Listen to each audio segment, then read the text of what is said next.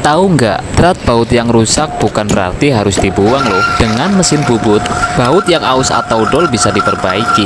Caranya, bagian drat lama yang rusak dibubut ulang, lalu dibuat ulir baru dengan presisi. Proses ini membuat baut kembali berfungsi seperti baru, tanpa perlu beli yang baru. Teknik bubut seperti ini sering dipakai di bengkel teknik, supaya komponen tetap bisa digunakan lagi. Ini sih hemat biaya sekaligus ngurangin limbah.